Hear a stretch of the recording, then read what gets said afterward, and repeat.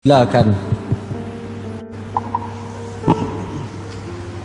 Assalamualaikum warahmatullahi wabarakatuh. Waalaikumsalam. Alhamdulillahi rabbil alamin wa bihi nasta'in ala umuri dunya waddin.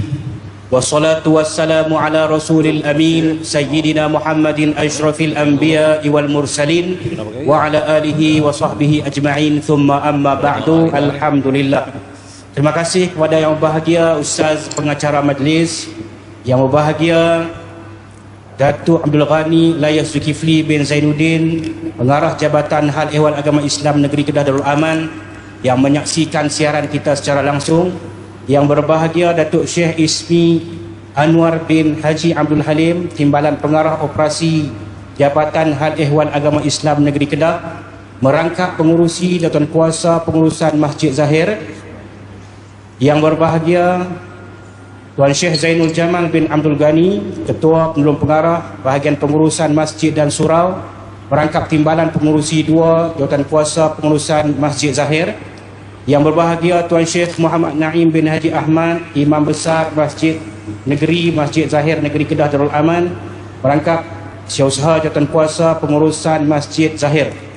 Dan pastinya yang kita raikan pada malam ini kedua-dua ahli panel undangan kita, iaitulah yang pertama saya perkenalkan di sebelah kanan saya, yang berbahagia Al-Fadhil Ustaz Muhammad Luqmanul Hakim bin Haji Mukhtar, merupakan imam utama Masjid Abdullah Fahim Pulau Pinang, yang datang dari jauh sebagai tetamu kita pada malam ini.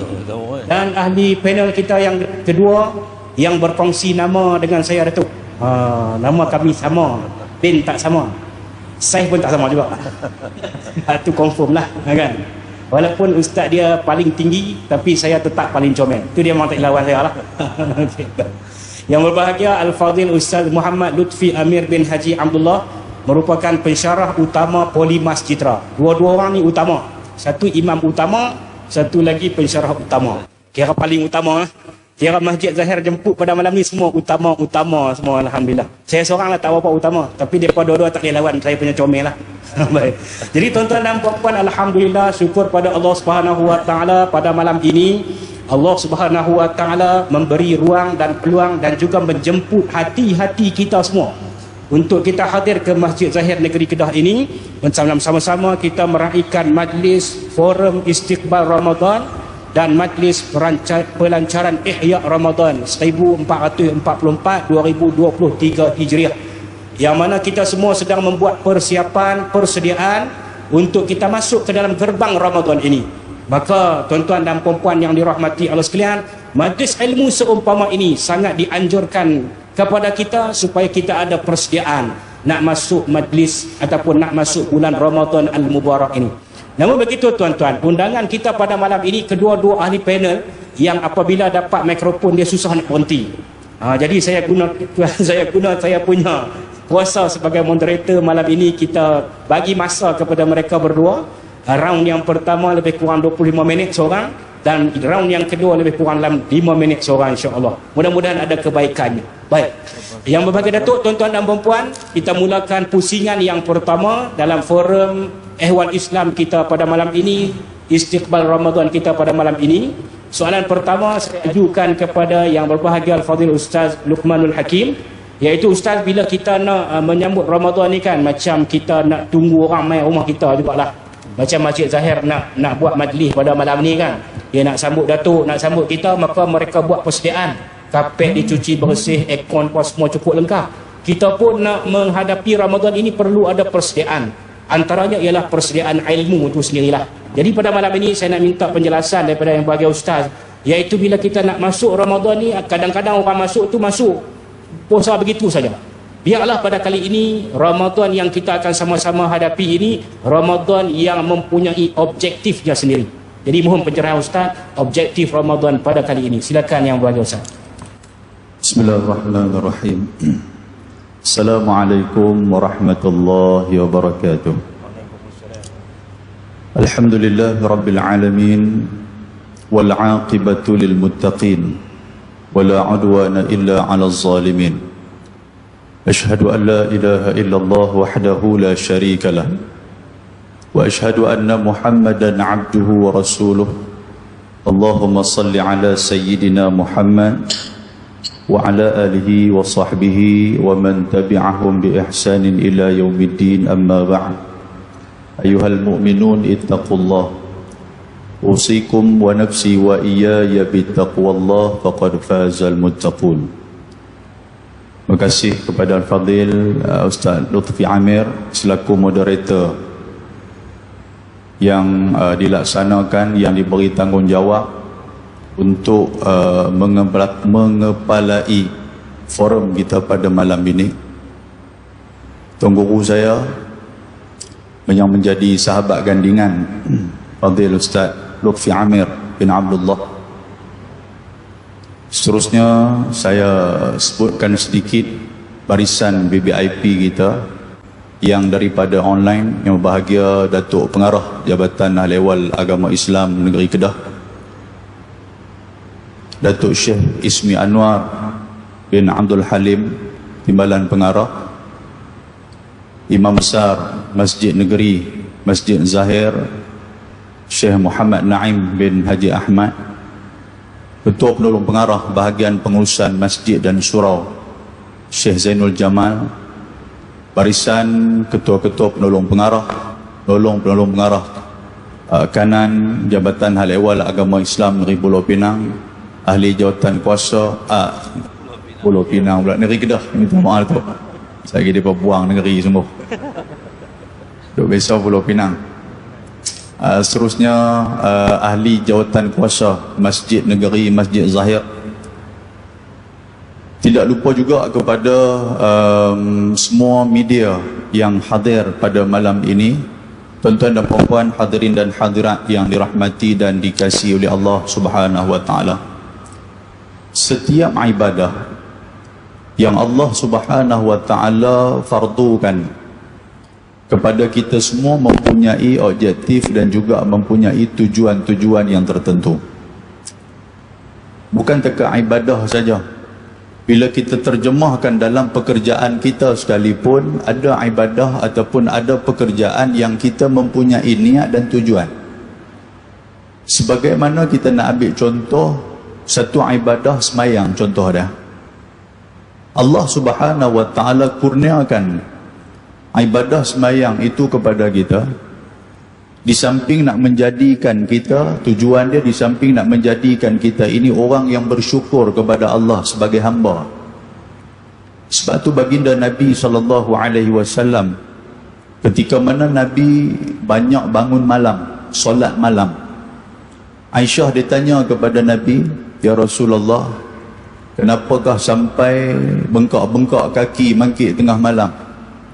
Nabi menyatakan, "Afala akuna 'abdan syakura." Apakah aku tak boleh nak jadi hamba yang bersyukur? Maknanya ibadat itu nak jadikan kita sebagai hamba yang berterima kasih kepada Allah Subhanahu wa taala. Selain daripada tu juga semayang ni, antara ibadah objektif dia adalah tanha 'anil fahsya'i wal munkar. Dia mencegah kita daripada fahsya dan juga mungkar. Andainya benda ni tak dapat kepada objektif, tujuan mencegah kemungkaran tu tak dapat, kita perlu muhasabah balik yang dikatakan salat kita tu bagaimana. Begitu juga dengan ibadah yang lain. Saya ambil contoh lagi ibadah haji. Antara tujuan ibadah haji itu adalah untuk menjadikan kita ini sering melakukan amal kebajikan. Sebab itulah istilah mabrurun, asal berperkataan birrun. Birrun ni buat baik. Sebelum pergi haji, dia kurang kebaikan. Tapi bila balik daripada haji, maka dia menambahkan kebaikan. Amalan kebaikan tu bertambah-tambah. Itu maksud dia mabrur. Laisa jaza'u ilal jannah, kata Nabi. Begitu juga dengan puasa. Yang mana puasa ini, Allah Ta'ala sebut dalam surah yang pertama, surah Al-Baqarah. Allah Ta'ala sebut 185, Tuhan kata, "Ya ayyuhalladzina amanu kutiba alaikumus siyam kama kutiba alal ladzina min qablikum la'allakum tattaqun." Wahai orang-orang yang beriman, difardukan kepada kamu puasa seperti mana yang telah difardukan ke atas umat sebelum daripada agama. Pada zaman Nabi Adam juga berpuasa, umat Nabi Nuh juga berpuasa, umat Nabi-Nabi yang lain juga berpuasa, hatta agama-agama yang lain juga mereka juga berpuasa dengan cara tersendirilah puasa yang mereka lakukan. Maka kita yang puasa pada hari ini bukan satu benda yang baru, tetapi hari ini adalah satu benda kesinambungan daripada puasa umat-umat yang terdahulu. Apa tujuan dia? Tuhan kata la'allakum tattaqun. Tujuan daripada puasa tu nak jadi kita orang yang bertakwa kepada Allah. Apabila sebulan kita ditarbiah dalam bulan Ramadan, habis-habis daripada tu ada kesan. Kesan ketakwaan itulah yang disebut objektif utama kepada puasa itu telah dapat dan telah ditepati. Tuan-tuan, kita ambil contoh, saya selalu buat analogi begini. Kita nak anak kita pergi sekolah. Kita nak anak kita pergi sekolah. Dan apabila dia pergi sekolah, kita nak habis daripada sekolah itu ada kesan. Kurang-kurang dia boleh baca, dia boleh kira. Yang tu kita mau. Daripada darjah 1 kita hantar sampai ke darjah 6. Dan apa saja yang dia nak dalam darjah 1 sampai darjah 6 tu kita bagi. Kira cek mau pergi sekolah, sudah. Itu bahasa kita. Habis-habis sekolah tu kita nak tanya dia, hang boleh baca tak? Hang boleh mengira duit tak kalau aku bagi dekat hang ni? Kalau boleh, kita berasa seronok. Tapi kalau tak boleh, kita berasa ralat sikit lah. Berasa mengkelan sikit, orang kita kata. Sama macam fardu puasa ni. Tuhan nak suruh kita puasa dan habis daripada itu bagi ada kesan. Pasal itulah apa yang menjadi keperluan kita di dalam bulan Ramadan Al-Mubarak, semua Allah Ta'ala penuhi. Bukan takat Tuhan penuhi, malah Tuhan bagi lebih daripada itu lagi. Apa dia lebih daripada itu? Amalan yang kita buat dalam bulan puasa dilipat gandakan oleh Allah. Dikira malam yang kita buat itu ibadah. Andainya kita dapat Lailatul Qadar dalam bulan puasa 84 tahun diumpamakan, tetapi lebih daripada itu, kelepasan daripada api neraka, digugurkan segala dosa-dosa. Banyak benda yang kita dapat. Janji apa tuan-tuan? Janji kita mau puasa dan ada kesan daripada puasa kita. Itu objektif dia. Sama macam saya cerita tadi ni, analogi budak sekolah tadi ni. Dia nak minta sebelum nak pergi sekolah, nak beg yang ada sayap punya beg, kita cari. Dia nak kasut baru, kita bagi. Dia nak seluar macam mana, kita bagi. Nak baju macam mana, kita bagi. Nak duit banyak mana, kita bagi. Janji, belajar, rajin-rajin. Lepas tu ada kesan daripada sekolah dia tu. Andainya tidak ada kesan, tuan-tuan sekalian, kita berasa mengkelan. Begitu juga dengan Allah Azza wa Jalla. Pasal itulah ada sebuah hadis. Dia ada 3 riwayat. Riwayat Abu Hurairah, riwayat Jabir bin Abdullah, dan juga riwayat Ka'ab ibnu Ujrah. Ada 3 riwayat yang menyatakan bagaimana Nabi SAW tatkala nak naik atas mimbar, Jibril alaihissalam aradali, kata Nabi, Jibril mai kepada aku. Lalu Jibril menyatakan dalam satu riwayat, bu'adan man adraka Ramadan falam yughfarlah. Saya nak baca satu ni aja. Jibril kata, celaka kepada siapa? Kepada umat kamu. Pasal apa umat kamu ni? Pasal umat kamu adalah umat yang diberikan keistimewaan. Umat kamu umat yang dipilih di kalangan ramai-ramai manusia hidup dalam bulan Ramadan Al-Mubarak. Tetapi sayangnya Ramadan ini tidak menjadi satu bulan yang dia manfaatkan, yang dia betul-betul pulun untuk melakukan amal ibadah, sehingga dosa dia tidak digugurkan oleh Allah Subhanahu wa Ta'ala. Maka dia adalah orang yang celaka. Tuan-tuan tahu bagaimana respon baginda Nabi SAW? Nabi terus kata amin. Maknanya mustajabkan doa Jibril alaihissalam. Apa pasal? Dia nak keluar Penang sikit, walaupun orang Kedah tu kan, dia lagu tu, dia Penang ni dia memang nak kena macam tu kan. Tangan-tangan saya, kalau Ustaz Lufi dia pegang tangan saya keras, saya tak boleh cakap lah. Ada memang lagu tu, tangan dia boleh keluar sikit. Tangan satu lagi kepala, yang tu ya, tu Penang punya main lah. Apa pasal? Itu cerita tu. Apa pasal itu panjang sikit. Apa pasal yang Nabi ni dia seolah-olah macam tak sayang kat kita. Sedangkan dalam banyak hadis Nabi SAW, Nabi ni kira dengan umat dia ni, Nabi mendahulukan umat dia. Hatta ketika mana titian sirat yang nak dilalui oleh umat dia, Nabi SAW dalam hadis riwayat Imam Muslim, Nabi duduk di tepi titian tu.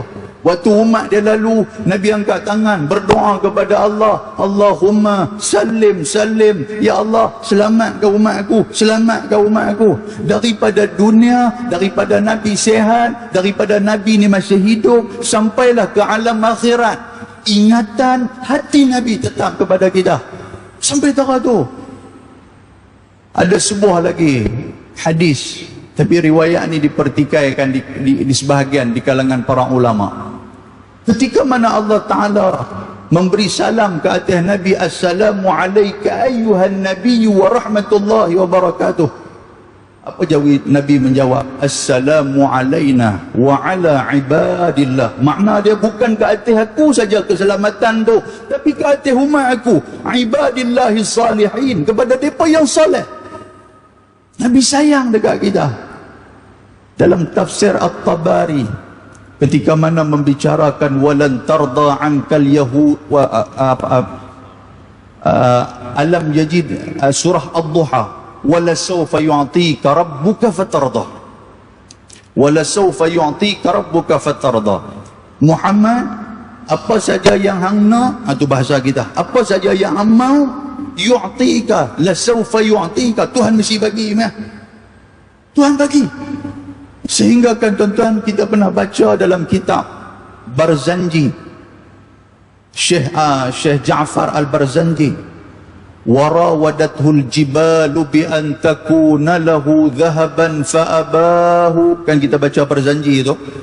Sehingga kan gunung ganang, antara dia gunung Uhud, mereka pelawar kepada Allah Subhanahu wa ta'ala untuk nak menjadi zahab, untuk nak menjadi emas, nak kurniakan kepada Nabi SAW, nak bagi kat Nabi. Fa'abahu, tapi Nabi tak mau. Nabi tak mau. Lalu ditanya oleh Jibril alaihissalam, apa sebenarnya yang nak ni ya Muhammad? Hang nak apa? Apa jawab Nabi? Idzan ya Rab, Jibril abang kepada Allah Subhanahu wa ta'ala, la arda wahidan min ummati finnar. Aku tak mau walaupun ada satu orang di kalangan umat aku duduk dalam api neraka. Apa maksud dia tuan-tuan? Sayangnya Nabi kepada kita, tapi pasal apa dalam doa yang disebutkan oleh Jibril ini seolah-olah Nabi tak sayang kat kita. Kalau bahasa kasar kita mampu gambar, bahasa kasar kita macam tu. Pasal apa macam tu? Ini mesti kita pun awak Nabi jadi pelik ni, pasal apa ni? Rupa-rupanya tuan-tuan, ibadah Ramadan ni adalah satu ibadah yang Allah Ta'ala langsung bagi kepada kita, hadiah terbesar daripada Tuhan kepada umat baginda Nabi. Andainya kita mengkhianati, andainya kita melalaikan, andainya kita tak peduli, Nabi dia angkat tangan, apa jawab sendiri dengan Allah Subhanahu wa ta'ala, aku tak mau nak tolong hampa, pasal aku dah pulun dah minta kepada Allah, bila Tuhan bagi ke hampa, hampa tidak menghargai dia. Oleh itu tuan-tuan sekalian, jadilah kita insan yang menghargai Ramadan, kerana Ramadan akan mendidik kita menjadi insan yang bertakwa kepada Allah Subhanahu wa ta'ala. Wallahu Subhanahu wa ta'ala a'lam. Alhamdulillah, yang berbahagia Datuk, tuan-tuan dan puan-puan, permulaan mukadimah yang sangat memberi satu keinsafan kepada kita, satu ilmu yang sangat luas kepada kita berkaitan dengan Ramadan. Tapi yang paling tertariknya bila kita tengok Ustaz Luqman cakap ni, dia saling tak tumpah dengan Datuk Syamsuri. Betul tak Malung? Kami pun dengar macam tu, orang kata aku tu. No, dia mula apa pasal itu dengan tangan dia goyang tu, kira dia selalu. Alhamdulillah, tu satu kelebihan yang Allah beri kepada Ustaz Luqman ni. Kalau di Penang ni orang sebut kat dia Ustaz Syamsuri Dunia, walaupun nama dia Ustaz Luqman. Saling tak tumpah, memang sebiji diri lah, cuma wajah yang berbeza. Tu saya. Alhamdulillah, terima kasih tadi Ustaz telah cerita kepada kita berkaitan dengan objektif dalam kita melaksanakan ibadah ni. Antaranya yang pertama ialah syukur. Begitu juga bila kita solat, objektifnya ialah kita mencapai khusyuk. Bila kita berpuasa, objektifnya kita nak mencapai takwa. Bila kita berzakat, objektifnya untuk kita mencapai tuhur dan juga syukur. Dan juga begitu juga bila kita mengerjakan ibadah haji, objektifnya ialah untuk kita mencapai mabrur. Jadi tuan-tuan dan puan-puan, kita teruskan pusingan yang kedua. Kita berbaki masa lebih kurang 15 minit lagi. Jadi mereka share seorang sikit lah. Seorang 5 minit, seorang 6 minit, saya seminit. Jadi kita tamatkan insyaAllah. Jadi tuan Ustaz Luqman, bila Ramadan ini Allah tawarkan kepada kita satu kebaikan yang disebut oleh Ustaz tadi pada pusingan pertama, iaitu kebaikan dalam mengharungi malam Al-Qadar. Ya, malam Al-Qadar. Jadi kita nak Ustaz cerita kepada kita, bagaimanakah kita nak meraihkan malam Al-Qadar itu? Silakan Ustaz. Bismillahirrahmanirrahim. Yang bahagia Datuk, tuan-tuan dan puan-puan, hadirin dan hadirat yang dirahmati dan dikasihi oleh Allah Subhanahu wa taala. Lailatul Qadar.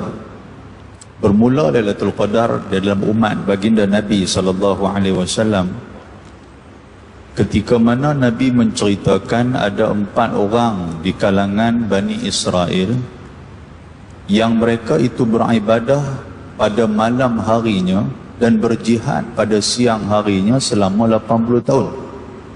Maknanya tak ada masa langsung, seolah-olah tak ada masa berehat.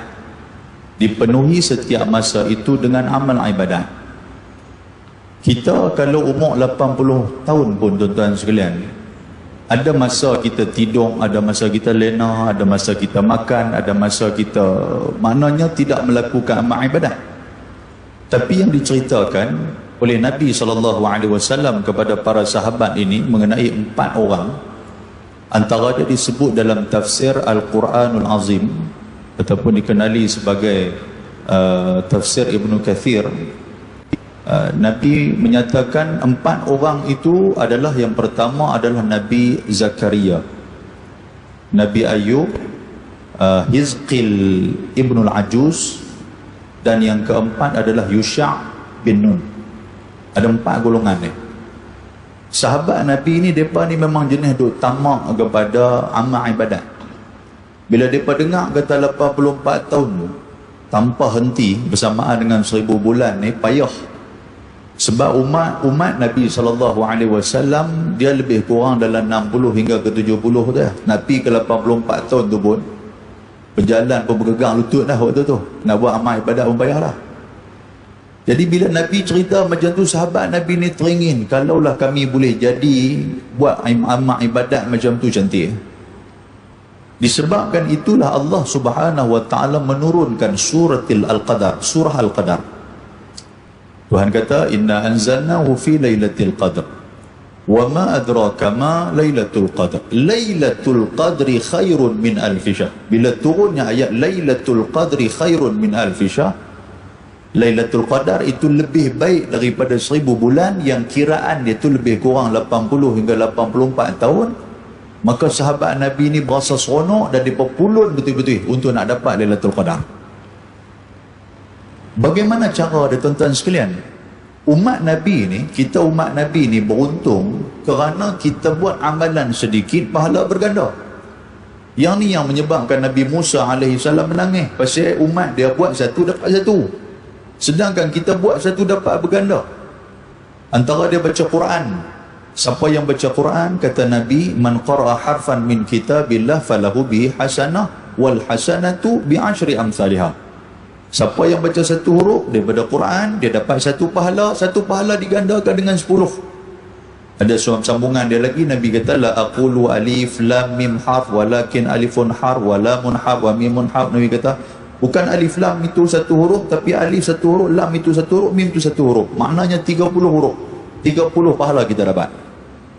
Ayat yang lain juga Allah Ta'ala sebut mengenai siapa yang bersedekah. Masalul ladhina yunfiqu kan kamasali habbatin ambatat sab'a sanabil fi kulli sumbulatin mi'atu habbah. Kan ayat tu Allah Ta'ala sebut siapa yang sedekah di jalan Allah Subhanahu wa Ta'ala, Tuhan bagi kepada dia sab'a sanabil, dia ada tujuh anak pokok, dan anak pokok itu menimbulkan berapa ribu punya benih, tuan-tuan sekalian. Itulah diumpamakan pahala. Walaupun RM1 kita bagi di jalan Allah, Tuhan balas balik beribu-ribu, berpuluh-puluh ribu, beratus-ratus ribu ringgit Tuhan bagi balik, kalau nak dijumlahkan dalam bentuk ringgit. Amalan solat yang kita buat, siapa yang semayang berjamaah, Allah Ta'ala gandakan afdalu min salatil fazi bi 27 darajah. Lebih baik daripada sembahyang seorang yang mana pahala dia 27 kali darjat. Seolah-olah macam kita buat sembahyang 27 kali sembahyang. Yang ni pahala digandakan. Itulah yang Nabi Musa dia menangis. Dia bukan dia menyesal, cuma dia berasa taubat nak syok pasal penghargaan dan anugerah ni diberikan kepada umat baginda Nabi SAW. Begitu juga dengan Lailatul Qadar. Jadi macam mana kita nak meraih dah tuan-tuan sekalian? Yang pertama sekali, jangan meninggalkan salat malam. Sebab hadis muttafaqun alaih riwayat Imam Bukhari dan Muslim, Nabi menyatakan man qama ramadhana imanan wa ihtisaba ghufira lahu ma taqaddama min dhanbi. Hadis ni dia seakan-akan sama redaksi dia dengan Fadil Tuan Guru tadi dia sebut man shoma ramadhana, yang tu siang. Siapa yang berpuasa pada bulan Ramadan penuh dengan keimanan, mengharapkan keredaan Allah. Tapi hadis yang saya bacakan ni man qama, makna dia siapa yang bangun, siapa yang menghidupkan malam. Maknanya semayang tarawih jangan tinggal. Tapi dengan syarat dia juga tuan-tuan sekalian, maghrib, isya dan juga maghrib kena buat. Ni ada juga orang yang pulun semayang tarawih, isya, dia nak keluar perkataan pelik kan? Kan kalau bahasa belah kampung saya dia kata Aisyah haram tak semayang. Yalah, duduk atas motor lah, duduk isyak okok suria sebatang dua, kita pun kelang kabut pergi tu imam duduk semayang lah, kita pergi queen dia. Dia semayang lah kah? Dia semayang Aisyah. Semayang Aisyah tarawih dah lagi dah. Abang tak semayang? Saya balas tarawih dia dah. Aisyah dia tak tanya kita pula ni, tanya Aisyah bulan lain ada kan? Ada. Jadi kita nak kalut apa dia dah? Tu dia tuan-tuan sekalian. Yang ni semua tim megang tarawih punya geng. Tak apa. Jadi Aisyah jangan lupa. Puan Aisyah buat tarawih. Satu. Tarawih ni tuan-tuan sekalian banyak cerita dia. Bukan tekat yang kita dah bergaduh 8-20. No, ulama-ulama dulu banyak dalam kitab Imam Maliki, Mazhab Hanbali apa semua dulu cerita sampai 36 rakaat. Sampai lebih daripada tu lagi tuan-tuan sekalian. Kalau amalan tu diamalkan di sini, Allahu Akbar, sampai ke subuh kita duduk di masjid tak balik. Tak, bila kita duduk bergaduh doa tu tak habis-habis lagi. Tak apalah, biar-biar. Siapa tak mau Lailatul Qadar bergaduh bila. Bergaduh tu bukan sembahyang pun. Yang kedua, siapa nak dapat Lailatul Qadar? Iaitulah perbanyakkan menyebut doa. Doa ni makna dia cuba nak exalt bagi dapat kepada dia. Allahumma innaka afuun karim tuhibbul afwa fa'fu anni kalau dia seorang. Kalau ramai fa'fu anna kalau dia ramai. Yang ni disabitkan dengan hadis Aisyah radhiyallahu taala anha yang tanya kepada baginda Nabi sallallahu alaihi wasallam tentang dua ni je. Dan setiap malam perbanyakkan, buatlah amal ibadat selain daripada sembahyang, berzikir, selain pada zikir, baca Quran, kita buat amalan. Kerana Lailatul Qadar, Nabi SAW sebut, walaupun nampak banyak majoriti hadis menyatakan pada 10 malam yang terakhir, tetapi dia juga boleh berlaku pada awal malam tuan-tuan sekalian daripada bulan Ramadan Al-Mubarak. Mungkin 10 malam yang pertama, 10 malam yang kedua dan 10 malam yang ketiga. Walaupun Nabi sebut taharrau lailatul qadri fil ashril awakhir min Ramadan, intailah, carilah Lailatul Qadar pada malam 10 malam yang terakhir. Bila kita kaji dengan orang kata keontentikan, keaslian hadis tu dan juga realiti umat kita pada hari ini, pasal apa Nabi sebut 10 malam yang terakhir? Pasal 10 malam yang terakhir kita bukan cari Lailatul Qadar, kita cari Lailatul Qamdar tuan-tuan sekalian. Ni tak buka dah apa dekat Pekan Rabu ni. Buka dah bazar Ramadan. Ini bukan bazar Ramadan, ada jual baju tu kan. Buka dah. Ya kan 10 malam terakhir Kelang Kabut dah. Nak tengok terai lah, nak tengok pelita minyak gas tidak boleh lupakan. Yang tu jangan. Yang tu benda wajib tu ada tu. Apa pasal yang kata dia keluar sekali lagi. Apa pasal yang kata pelita minyak gas tu kena ada? Apa pasal malam tu nak bagi malaikat tengok rumah. Dia tu ingat malaikat ni rabun serba dia kah? Kari pelita minyak gas penuh tuan-tuan sekalian. Dia bergaduh-gaduh tu di Maidin ni kira bawa keluar stok ni kira panas. Pelita minyak gas nanti panas. roboh di rumah, ulun. Allahu Akbar. Kelang kabut kita. Tuan-tuan, logik akal dia macam mana? 10 malam yang terakhir orang dah mula meninggalkan Ramadan. Orang dah kelang kabut nak main raya lah ni. Di saat itu, kalau kita masih lagi istiqamah melakukan amal ibadah, tidakkah peluang mendapatkan Lailatul Qadar lebih besar nak dibandingkan dengan orang lain? Pasal apa? Pasal doa ni sikit. Orang yang berdoa ni sikit, sedangkan Tuhan dia boleh tumpu terus kat kita. Saya bukan nak memperkecilkan kekuasaan Allah Ta'ala, cuma realiti kita macam tu. Lagi sikit orang tak ada. Macam kita pergi hospital, orang kata pergi hospital, Ustaz nak bahaya ni kalau pergi waktu pagi, saya ambil nombor pukul 7, no, pukul 12 saya borang lepas. Habis tu nak pergi waktu bila Ustaz? Lah ni hampir pukul 12.30, kata waktu tu orang berkat balik lah. Tu realiti dia. Maknanya kita boleh jumpa doktor awal sikit. Nampak tuan sekalian, orang dah pekat balik, kita pula kelang kabut pipi. Dia kata okey, lah nombor 2003, abang 2006. Allah, 2 orang lagi nak jumpa tuan sekalian. Nampak tak? Pasal orang dah mula balik pergi makan nasi lemak apa bagai di rumah dah. Kita pula baru pergi waktu tu. Sama macam Ramadan Al-Mubarak. Sikit lagi tuan-tuan sekalian, apa maksud Lailatul Qadar? Lailatul Qadar, malam kemuliaan. Siapa yang beribadat pada malam tu, dia dimuliakan oleh Allah. Al-Qadar bermakna Al-Mubarakah, keberkatan Tuhan bagi kepada dia. Pasal apa mulia ni? Satu je saya nak ambil point. Kerana tuan-tuan sekalian, pada malam itu tanazzalul malaikatu warruhu fiha. Tuan-tuan beribadat pada malam tu, diraikan oleh para malaikat satu dan kedua, malaikat Jibril ni. Cerita dia Jibril yang kita tahu tentang sejarah, dia dengan Nabi je, dia dengan Rasul. Tiba-tiba dia boleh turun bersama-sama dengan orang yang menghidupkan Lailatul Qadar. Apa yang dia minta kepada Allah? Salamun, bagilah keselamatan, bagilah ketenangan kepada orang yang sedang beribadah hatta matla'il fajr, sampailah terbitnya fajar. Tuan-tuan, Jibril mai duduk dengan kita. Allahu Akbar. Nak apa lagi? Cuma Jibril dia tak boleh jelma diri je. Kalau dia boleh jelma, subhanallah, masuk TikTok, selfie boh dalam grup kawan kita. Mesti kita ni yang tengok Jibril sebelah aku bang, dia kata. Tu dia. Orang tangkap gambar dengan Syekh Jibril daripada Mesir tu pun dia kata ni malam ni Jibril turun main masjid aku. Orang pegang kelang kabut Jibril. Tengok nama dia Syekh Jibril. Kalau Jibril sungguh turun, Allahu Akbar. Kawan ni jadi Nabi dah. Lagu tu lah cerita dah. Kan? Jadi tuan-tuan, yang tu saja yang saya nak masukkan apa yang Ustaz saya sebut tadi ni. Jadi ambillah kesempatan, ulun betul-betul. Biarlah tahun ni tuan-tuan sekalian menjadi tahun yang lebih bermakna. Mungkin tahun depan ada lagi, tapi kemungkinan kondisi dan kedudukan mungkin tak sama. Tahun ni nampak macam kita sihat sikit, boleh duk buat amal ibadah lebih, mulut pun cantik lagi, duk baca ayat Quran pun tak telo apa lagi. Tahun depan belum tentu. Tahun depan mulut dah mula herot dah kena stroke ke apa ke, tuan-tuan sekalian. Nampak? Tahun ni duk ada masa kita terlepas. Sebab tu Nabi peringat Ibnu Umar, idza asbahta fala tantaziril masa wa idza amsayta fala tantaziril sabah. Bila hang ada waktu subuh, waktu pagi tu buat habis bang, hang jangan duk tangguh tunggu petang. Bila hang ada waktu petang, jangan duk tangguh nak tunggu pagi. Buat bagi selesai bang. Pasal apa? Kita tak tahu ke depan tu macam mana Tuhan nak bagi kedudukan kita tu, kita tak tahu. Wallahu subhanahu wa ta'ala a'lam. Alhamdulillah, terima kasih kepada Ustaz Luqman. Cerita tentang Lailatul Qadar ni banyak kenangan bagi kita lah, antara yang disebut oleh Ustaz tadi. Jadi saya pun masa kita ada kecederaan dah masa ni,